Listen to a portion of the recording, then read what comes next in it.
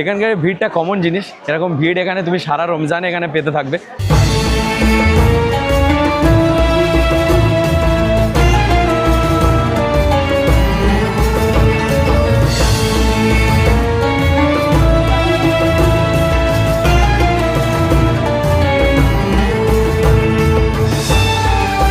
এই হচ্ছে দুটো পাশাপাশি সব থেকে ফেমাস দোকান, দিল্লি 6 এবং তার পাশেই আছে তাসকিন।